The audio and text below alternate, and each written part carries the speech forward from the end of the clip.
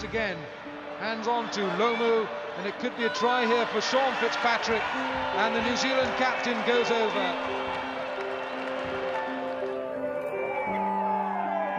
With 92 caps for New Zealand, 62 of them as captain, Sean Fitzpatrick is without doubt one of the greatest players to have played for the All Blacks.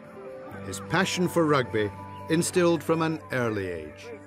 I can remember pleading with Mum when I was about 3 or 4 years old to let me play rugby. And she said, no, you're not playing until you're 5. But our whole life was at College Rifles Rugby Club, which is in Auckland, a local club to home, sort of 2 miles from home, and that's where Mum was on the committee there. Dad was the coach of my brother's team, and I can remember Friday nights we'd be sitting in front of the TV, in front of the fire, polishing our boots, changing our sprigs. Mum would be out ironing all the jerseys, and then Saturday morning down to the club all day. I'd be the mascot for my brother's team, and then we'd have lunch there, and then we'd watch the senior team play, and then all the kids would run around in the evening, sort of kicking the ball around while Mum and Dad were having a few drinks, and then we'd head home about 8 o'clock at night.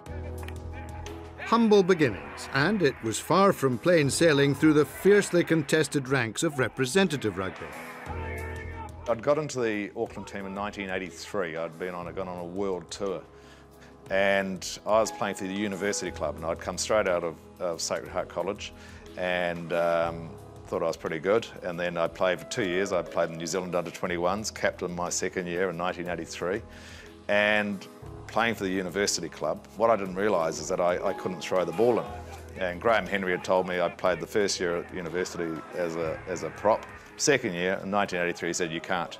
You're not big enough to be a prop. You need to be a hooker, because he was our coach, Graham Henry. And then with that, I became a hooker, got selected to go on the world tour with the Auckland rugby team, with the Wettins and Andy Hayden and all these great players. Went to my first training with Auckland, threw the ball into the line out, and blow me down, I couldn't throw the ball in properly. And basically got told to go away, because at university I'd throw the ball and everyone would jump, and whoever caught the ball, it was a good throw. So, but it was different when you're throwing into All Blacks, they need it precise. And for me, so I got kicked out of that team. And it would be 3 years before he was given a second chance. It wasn't until 1986 that Brian Lahore picked me, who'd been my coach for the under-21s, the New Zealand under-21s. He saw some potential there, gave me an opportunity because there was a lot of All Blacks unavailable through the Cavaliers, and then with that I got picked from the university club basically, and played in the trial. Got selected as a reserve for the All Blacks. Bruce Amara, who was the hooker that was picked, got injured at the training on the Thursday, and I ended up playing my first test, and then got back into the Auckland team. And fate would play its part 12 months later. He was selected in the All Black squad for the inaugural World Cup, but the rebel tour of South Africa by the Cavaliers the year before had divided the country, causing uncertainty ahead of the opening match. We didn't really know what we were doing. We had 6 games to play, and for us as All Blacks, we had to win each test match. It was the first time the All Blacks had ever toured New Zealand, so that was a novelty. So we did the haka for the first time in New Zealand, because it had never been done before, because the All Blacks had never toured New Zealand. So that was a change, and I suppose for us the effect of the Cavaliers tour in 1986, the country was divided. They didn't like the All Blacks, so it was very much a case of Brian Lahore masterminding how do we get New Zealand back on side, basically. So we trained at all the local schools. We really threw ourselves into the New Zealand public, really, just to try and win back their support. For me, it was just it was a dream come true. I was just on this roller coaster with Andy Dalton being injured, and each game was, he's coming back, he'll be back next week, and he didn't come back, and then he became available, and I still played, which for me was just amazing. And what I'll always take my hat off to Andy was he was a real gentleman. He did everything he could to make sure I was comfortable, because I was a novice. I had never played Test rugby really, and he was 36 years old. I was 22, 23 years old. and he just did an unbelievable job. It must have been so hard for him. And also, in saying that, David Kirk did a great job in captaining the team. And as you say, yeah, we were just back to work on Monday. Job done. Off you go. And we'll be hearing more about Sean Fitzpatrick's glittering career later in the show.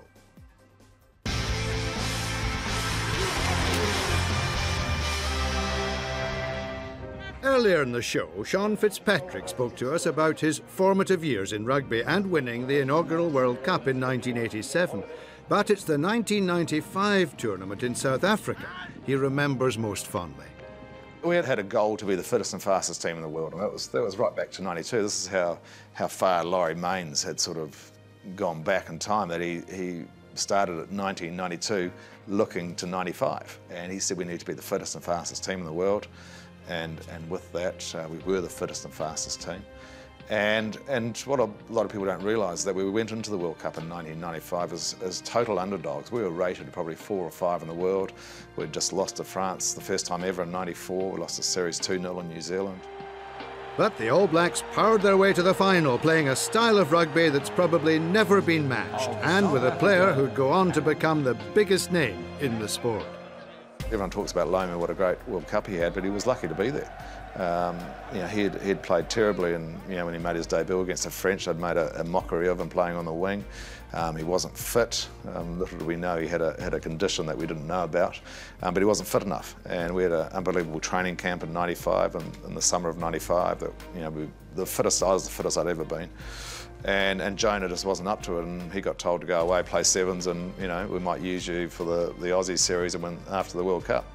And I can still remember Eric Rush at training getting injured on the Friday for the last trial in Hamilton, and Rushy was playing on the left wing, and he got injured. I still remember him running down the sideline because I sort of spent a bit of time on the wing, and with that he pulled a hamstring, and Rushy was out, and with that Jonah Lomu was dragged off the plane as they were just about to fly out to Japan for a sevens tournament, and came down to Hamilton and scored 5 tries in the trial.